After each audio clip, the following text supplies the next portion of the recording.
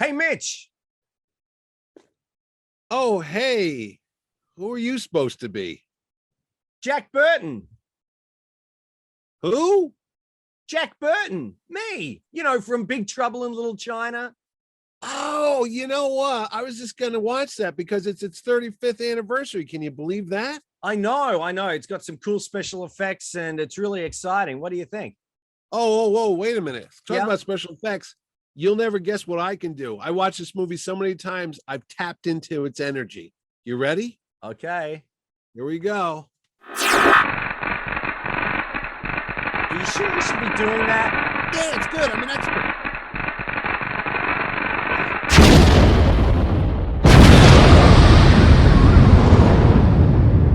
Mitch, are you ready to do the show? I was born ready.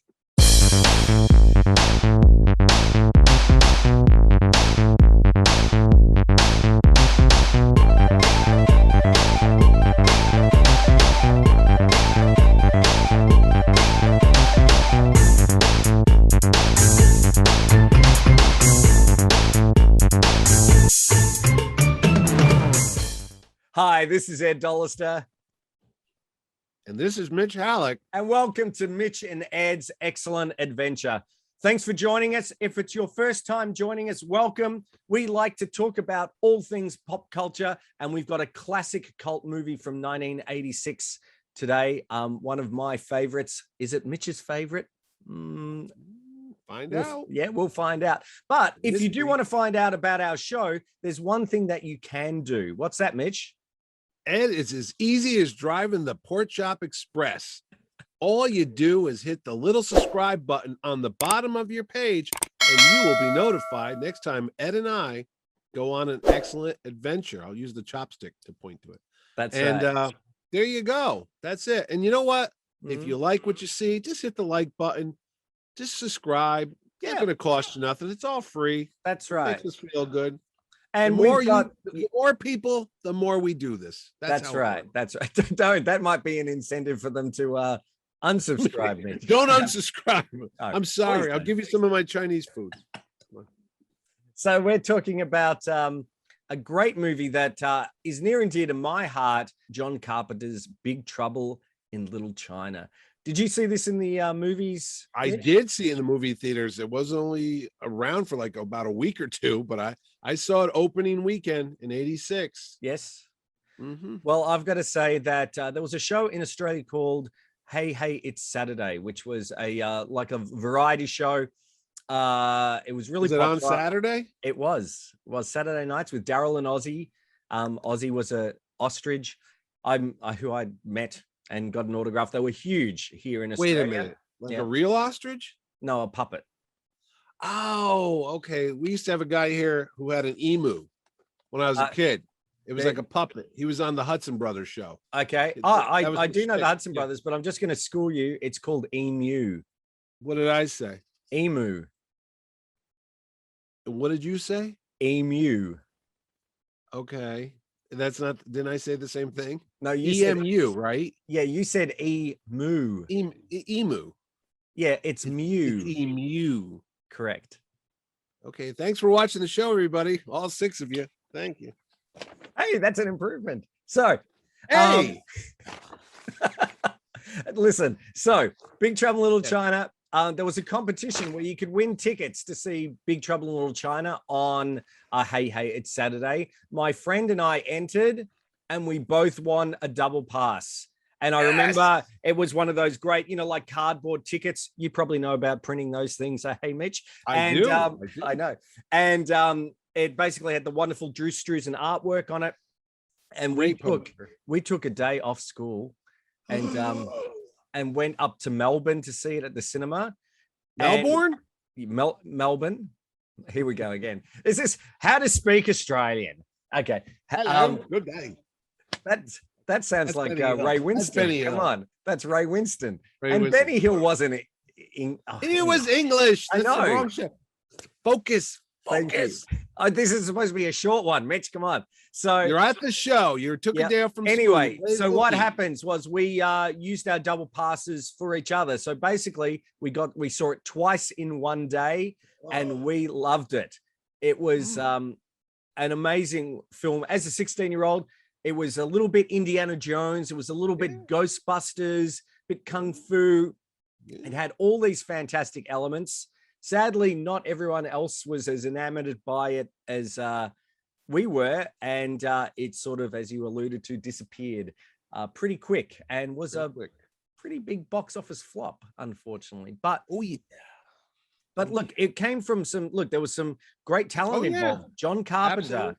John Carpenter, who at that stage had just come off, again, not a huge hit at all. The Thing, the remake of The Thing, which was an amazing movie. He's well known for, he did Dark Star, he did Halloween, he did The Fog. He did Dark Star, he did, I can't think. Oh, Escape from New York. Of course. Yeah, so that was 80. Was that 81? Escape from New York? That's 81. Escape from New York's 81. The Thing is 82. Yes. And then I thought he had something. Christine. John. So he was. The Fog. Yeah. Yes. Adrienne Barbeau, his wife. Yes. So that was, so he was a well-respected director of the genre picks. He had some, not so big hits, but great films, and then he had some which were a little bit more popular. He never rose to the heights of a Spielberg. No, he's a cult guy. He's more like a Joe Dante, a Tobe Hooper. They had their like little niche that they were in there. But no, Carpenter was probably the more successful out of those other folks I just mentioned, because Joe Dante had Gremlins and Explorers, and that's about it. But I don't know. More like Burbs. He did the Burbs as well. He did the Burbs. I don't know. Carpenter's more like a Sam Raimi, maybe. He does. Well, Raimi had huge hits, though. I don't think Carpenter ever really had major box office, did he? No, but he had a huge cult following, and and there was a film that was had been written by these two screenwriters, and it was essentially a Western, a mystical Western. And when there was some interesting elements to it, but basically it wasn't really it wasn't received as a great screenplay, but there was some good ideas behind it. So the studio brought in W.D. Richter to basically Buckaroo Banzai's W.D. Richter. I know, Buckaroo Banzai.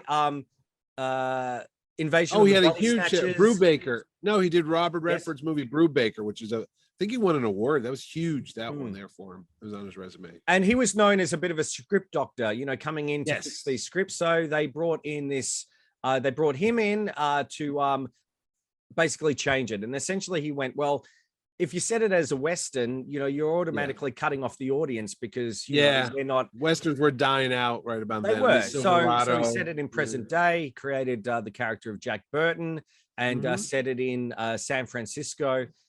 In then present day 1986, and the studio was really trying to push the movie through quickly because word had it that there was another project that was sort of mystical of around that time, which was the Golden Child. The Golden Child with Eddie Murphy. Yes, which I saw at the movies. I did too. Too many, my dad. Probably 2 or 3 times. That was And my dad didn't like it. No, really, I didn't mind the Golden Child, but it was okay. It was okay. It was lighthearted compared to his other 48 Hours and Trading Places. Eddie Murphy was on his in Beverly Hills Cop. Yes, he was like the #1 box office star in the world. Yeah, that was more of a family friendly, I suppose. More blockbuster. Yeah, that's right. So a lot of the same elements that are in Golden Child are in Big Trouble in Little China. I mean, a lot of the same story ideas and stuff. Yeah, they absolutely are. And so basically they reworked it and they tried to push the script through and get it done as quickly as possible to beat the box office the Golden Child, which they did it by months. They did. Yeah, it was like it was released in the 2nd of July in the United States, and I believe the Golden Child was a Christmas, November. Yeah, right around Thanksgiving. Yep. So, and ironically, John Carpenter was approached to direct The Golden Child at one point, which he decided against. So, anyway, he chose to do Big Trouble in Little China, and Kurt Russell has worked with John Carpenter before in The Thing, and of course, Thing and Elvis. Yeah, they did an Elvis biopic there, and then they did, of course, Escape from New York. That's right. So, this is their fourth movie together, yeah. So they weren't. He wasn't that enamored with the idea. The studio certainly didn't want to have Kurt Russell in it. No, they were didn't. actually. Can you imagine this? They were after Jack Nicholson. Yeah. Or Clint Eastwood. Oh, I've heard other people besides that. But yeah, Kurt Russell was not high on the list. Yeah, because and actually, he's not really the star of the movie. If you want to get technical about it, no, he's almost the sidekick, isn't he? No, that's what I'm saying. If you watch the movie, he's more like the sidekick. That's he gets into trouble, he gets out of trouble. The real star of the movie is actor Dennis Dunn. Emu.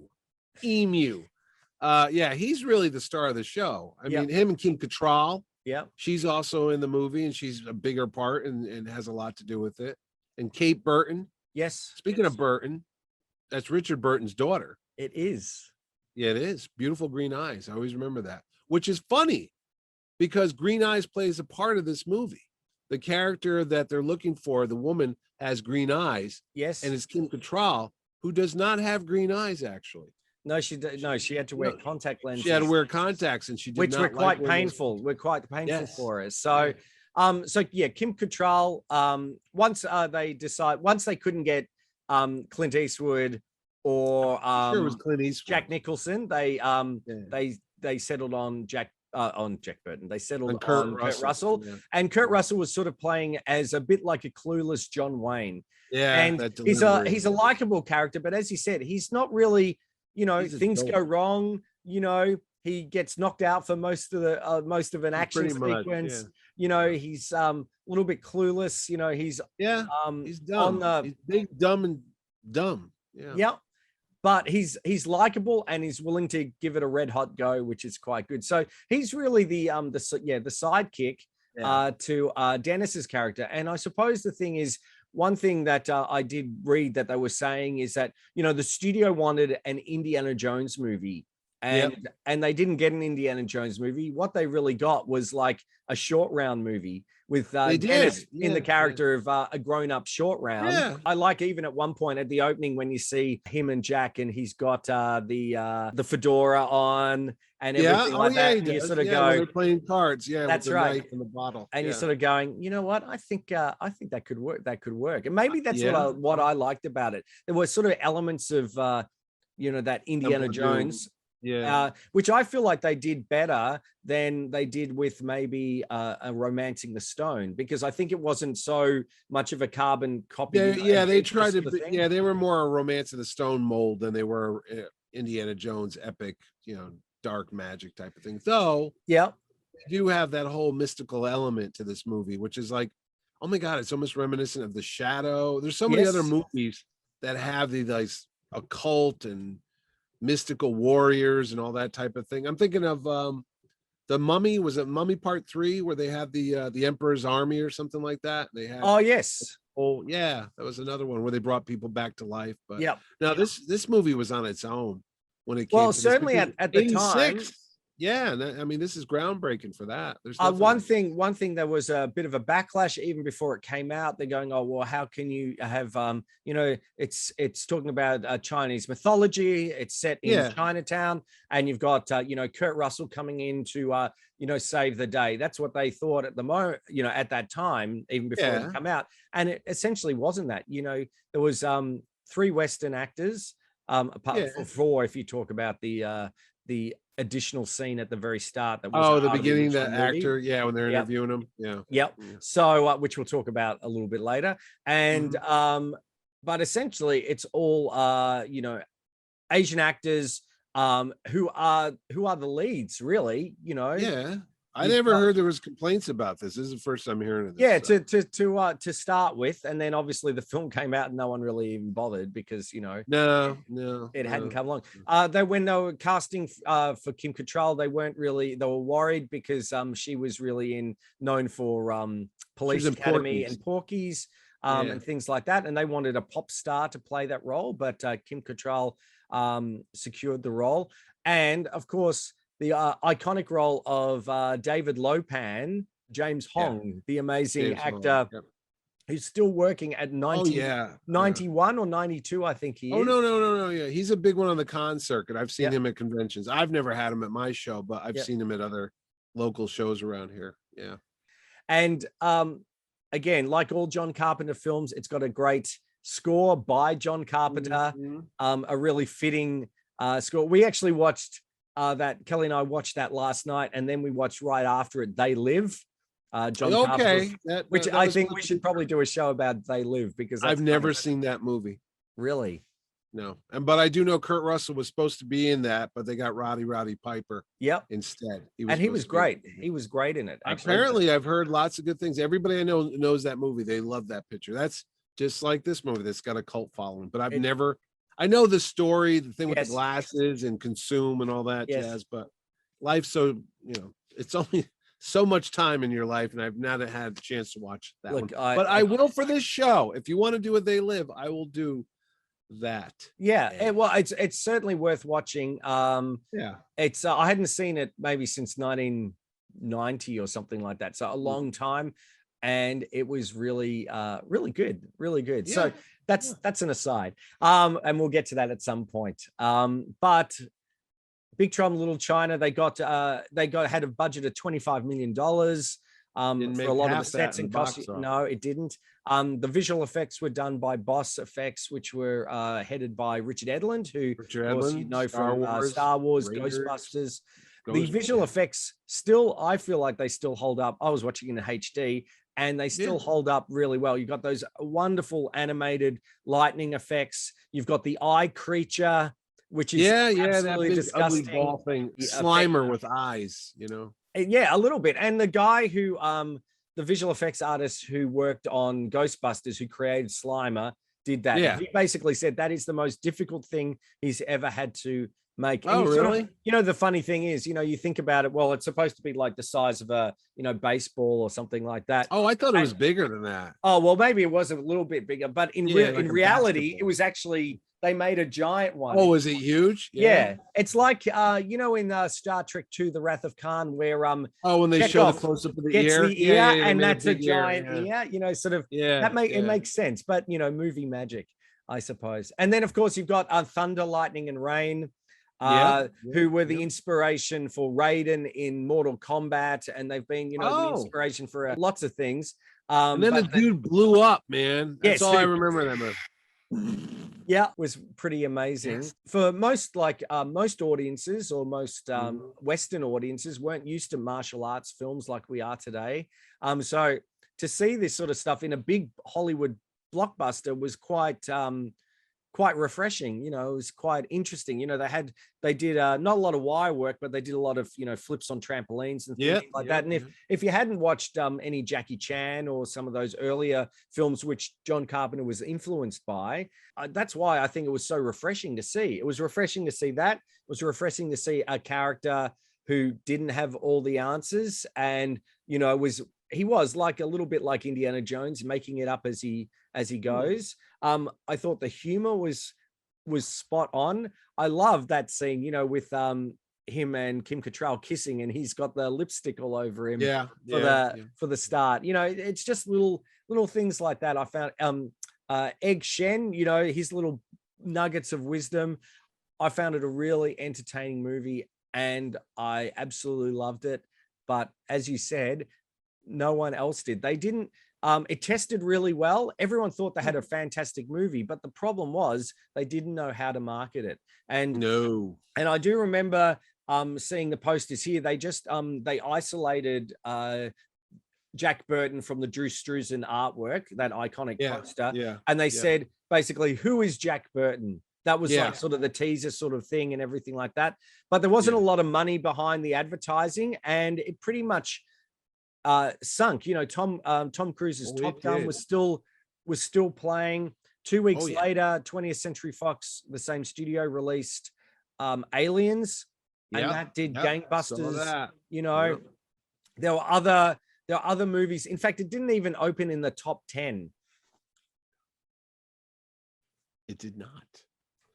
So I'm just telling you. I know. So as a result, it sort of faded very quickly, but it did get another life on VHS. And that's when, the cult status started to come in. There wasn't any real merchandise or anything like that at the time. There was a video game, a home computer game for the Commodore 64, which I do remember playing, which I was so excited by, but it was not very good. It was basically a side scroller. You had that's pretty much it. They did release the soundtrack. It wasn't even a comic book. Not that I'm no, like later on, obviously, once a film gains cult status and then people go, we can make money off this nostalgia, so that's when they brought out the vintage retro style, action I was going to say the retro. I've seen the retro action. Just the other day I was at the mall and there's FYE and they have a bunch of those in the back and they had a Jack Burton. So they brought out those. There's been some 12. Did they ever get a Funko Pop? They have got Funko Pops. Okay, everybody gets a Funko Pop. Yes, I have not seen them, but they do have them. Was it recent? Maybe like in the last 5 years, I think. Oh wow! So I mean, Funko. I mean, if it's popular and it's gone, it's like hundreds of dollars on eBay or something. So I never saw Big Trouble in Little China thing. No. Yeah, there wasn't a lot. They developed a board game recently for it. There was also the 12-inch figure that they brought out of Jack Burton. Oh, really? They did that, huh? Wow. So with the mullet and everything? Yes. Yeah. With his I couldn't get the t-shirt, the singlet in time, unfortunately, but you wanted to get the little muscle shirt. I did, yeah. Well, first I need some muscles. I think that's probably would help. But and there was so that obviously is the popularity of the film. They've just released it, I think, a 4K version. It's on Disney Plus over here. I assume it's on Disney No, it's Plus. not on Disney Plus here. It's on Disney Plus in Australia. So that's through Stars. So we've got a we don't get the PGR stuff on it. Okay. So it's on there. They did do, I'm sure they did a comic book of it later on, and they also there's been talk of The Rock wants to do a sequel or an update of it, eh? Yeah, so there was going to be Dwayne Johnson was involved in it was a sequel. It wasn't a reboot or anything like that, a continuation of it. So it would still continue on with the thing. They were he was going to be Jack Burton. I would assume that Kurt Russell would still be Jack Burton. I would think, yeah. I mean, he's still a busy, he turns up in the Fast and the Furious, films. Kurt Russell did? Yeah, he's been in the last. Oh, I mean, he's Guardians of the Galaxy, those Santa Claus movies he's done on Netflix. Yes. Those Quentin Tarantino movies, The Hateful Eight. Yes. No, he's still working, he's a busy guy. If anything, I think now would be a great time to do a Big Trouble in Little China. Well, hopefully he's better than Escape from LA. Yeah, that surfing scene was pretty bad. That was one of the worst movies I ever saw in my life. Yeah. That Escape from LA. Yeah, that was pretty bad. But they can't all be winners, can they? No. So like us, I've been very quiet listening to you talk about this. I don't know what to say. I mean, here's the deal. Listeners, viewers, let's just enjoy this moment. Sorry. What? What was that you say? No. You want to enjoy the moment? I'm speechless. Okay, go ahead. All right. I was going to play some. I was just in my mind. I was playing but I just realized I won't be able to put that in because we'll get a content match. But we can hum it though. We can. So there was. I was going to start eating my Chinese food again. Please do, because they were actually looking at doing a sequel at one point to the film, but with Shen as the only recurring character. So a whole different set of myths and things like that set in Chinatown in San Francisco. I do remember though, I was very excited because when we Kelly and I did our tour of San Francisco a few years ago on the trolley car, and we went past the gate where Egg Shen's bus drives up. Yeah. And I'm going to Kelly, that's from Big Trouble in Little China. And she's going, oh, great. So, yeah. But then last night I could go, hey, remember? And she goes, yes, I do. So that was good. So Big Trouble in Little China. That's pretty much it. Do you have anything to add? How's your Chinese, by the way? Oh, the food's good. The movie's not. You're not a fan. I don't like this movie. All right. Okay. I try. What? So do you want to just? I don't want to keep this as a long show, but no. What? Why no? But what don't you like about it? I want you to help me understand this thing, because listen. Yeah. Why little Ed saw it twice that day. Over here in America, Mitchie saw it once, opening weekend. Almost fell asleep during this movie. And I was in the theater with like 3 or 4 people. Nobody was in the theater. I saw it opening day. I saw it like 7 o'clock at night because I, like you, was intrigued because I love the poster. Drew Struzan artwork. Yeah. One of the most beautiful posters he's done. And everyone he does is beautiful, but this one was great. That picture with him standing there, he's got the gun and just a big picture of Kurt Russell, and then Kim Cattrall's lying there, oh yeah, I mean the colors are great. It's oranges and yellows and the nice rich blues and purples. There's always that going on, and the logo, the logo kind of looked like a Raiders type of thing, with the arch letters and such. So I go to the movie, have no idea what it's about, thinking it might be like Raiders of the Lost Ark because the imagery on the posters kind of showed that. But like you said, the marketing was so poor, you didn't know what you were getting into. So the movie starts up, and you have that little weird intro that they tacked on that I found out years later. Yep. Because I guess they didn't have a real opening for the movie. Well, it was originally going to open with Kurt Russell just being in the port on the truck express, with his wisdom radio that he was. But the studios, basically, one thing, the studios, they looked at the film and they go, cut out all the humor. So they cut out all the humor, and it tested poorly. So they go, put the humor back in. So they re-edited it.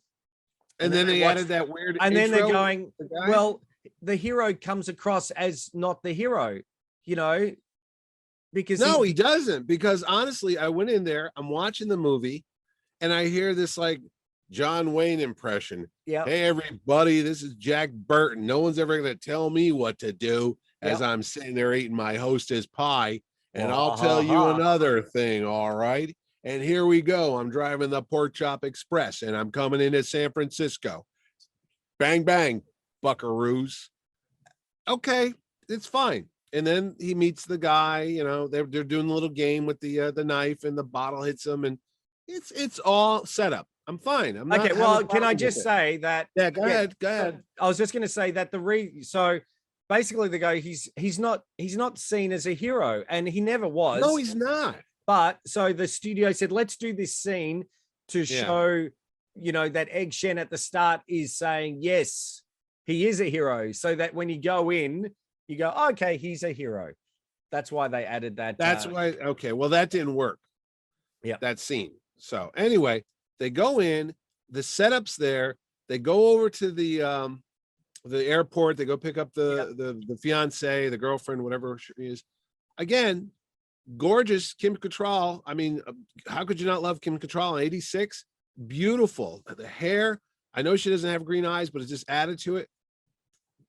Gorgeous. I'm like, at that point, I was 20 years old because I saw this the week of my birthday because I always go to a movie on my birthday. Like this week, I saw Black Widow and you didn't want to see it. But anyway, it's a happy birthday. I go to see it. Oh, well, you'll know how I feel about this movie. So I'm watching it and I see this setup and, hey, what are you doing? Where'd you get that? And he pulls out the knife and all that. And I'm going to ask you, because you know this stuff, was the actor that had the sunglasses and the knives and stuff, isn't it the same exact actor from Batman that fights Michael Keaton in the alleyway? Because he does the same with the flips and the knives, and then Michael Keaton just, knocks him out with one punch. I'm pretty sure it's the same guy. You might be right, but I do know he was a stunt guy. Yeah, I don't know that, but I do know that stunt guy was in multiple scenes. So that's one reason he was wearing glasses to hide his. Yeah, so. Oh, maybe because I'm just saying it was so years later when I saw Batman, I go, oh, that's the guy from Big Trouble because he almost did the same bit. And then there's another actor who's kind of balding, that has a long mustache and longer hair. He looks like one of the Klingons No, that I saw in Star Trek. I think no, they used a lot I've of this. forgotten his name. I'll put it down right No, now. but it's the But same guy, isn't it? He appears in everything. He has been. I know. And yeah, I mean, this was in the middle of the 80s where they seem to have like a handful of actors for all these movies that we watch. Like you'll see Lethal Weapon. You'll see that's the guy that played Fedora from Indiana Jones and the Last Crusade. He's in that movie, or Tango and Cash. It's the same group. Like I can't think of the casting name, but you'll see it on the name. Shirley something. But anyway, the movie sets up. Here's where I just get disinterested in this movie. And it's actually a slog to watch this thing because I just get so bored with it, but the effects are good. The mix up with the girl, and they take her and they got to get her back and this and stuff. And there's funny moments in there.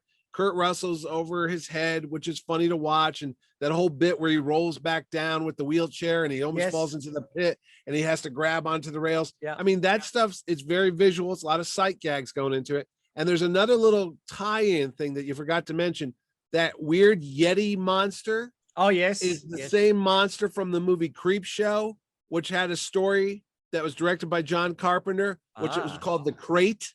And it had Adrian Barbeau in that one. And there was like this monster that's in the crate that comes out and it's got all these nasty teeth. Yes. I'm pretty sure that's a crossover. I think that monster from that movie is the same beast that's running around in this movie. Mm-hmm. It also reminds me of The Secret of the Ooze, which is the Teenage Mutant Ninja Turtles, because they had another monster that kind of looked like, a lot of makeup.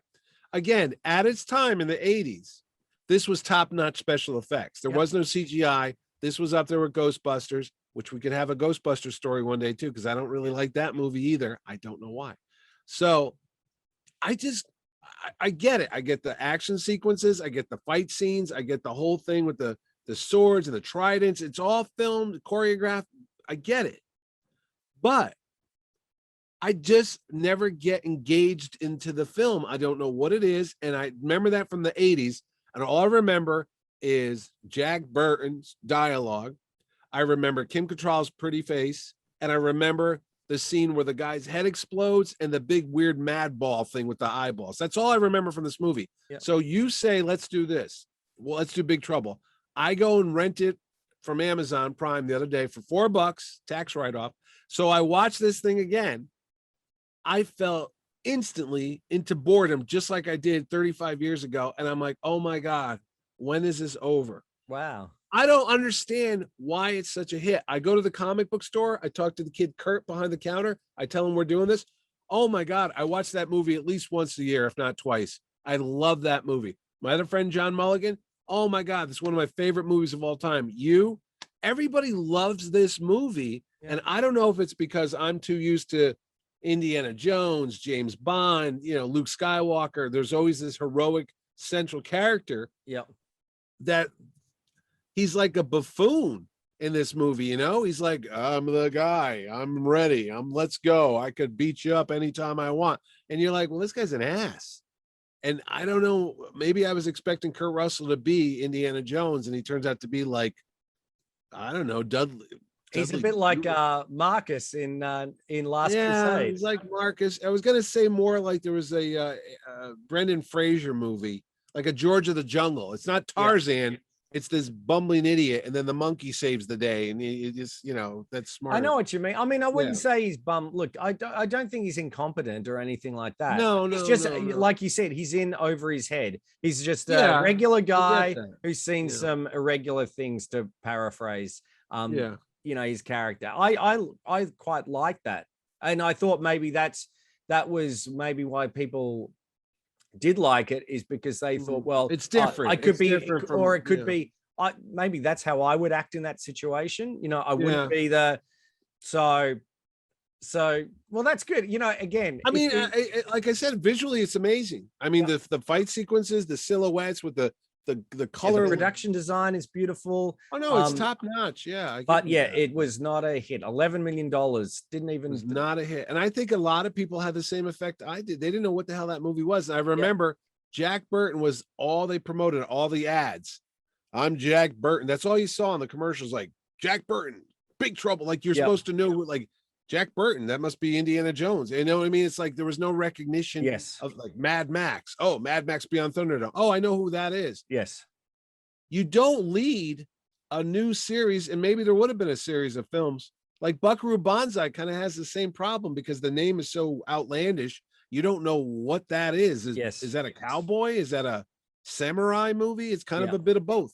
And ironically, they have Richter involved in both those movies, and neither one of them were box office hits, but they do obtain cult status. Yes. And I do like Buckaroo Banzai. Yeah. Because I think it's more scientific or science fiction and fantasy, and it's got Lithgow and it's got Jeff Goldblum and everybody, Clancy Brown. That one's funny.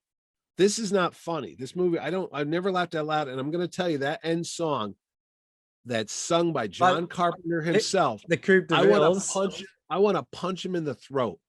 I can't stand his voice. Okay. That it's big trouble in Little China. Big trouble. How much cocaine was this son of a on? That's all I got to say. This is an 80s movie that's cocaine fueled. I'm sorry I swore. We're going to get an explicit rating. It was such a pretentious vanity project. I'm glad it failed at the box office. It took him down because John Carpenter should never have sung. It's like he got together with his buddies and they filmed it and they put it out there. It's kind of like what we're doing right now. We're thinking people are watching. I hate that. When I heard it the other day, I'm like, God, instant flashback. I want to rip my eardrums out. Anyway, that's what I think of Big Trouble in Little China. Glad you liked it. Well, hope you like it. Please watch it and let us know what you think in the comments below. Did you like it? Did you like it like me, or did you have the same reaction as Mitch did? One last thing, if you want to subscribe, don't forget, what can you do, Mitch? Well, don't listen to me, because if you don't, no, what you could do is you simply hit the button, and occasionally you can watch Ed and I love, occasionally, most of the time we love movies, but there is that momentary disagreement. Like you just had to watch this. I'm sorry, kids, that mommy and daddy had to fight in front of you, but we did. And that's just to show you that not everything's for everybody, but just hit the subscribe button and you can watch us go to fisticuffs next time over some celluloid masterpiece or disaster, depending on your point of view. Who knows? That's all. Who knows? That's it. So signing off on the Pork Chop Express. This is Ed Dollister. And this is angry moviegoer Mitch Halleck. And we'll see you next time. Thanks for watching.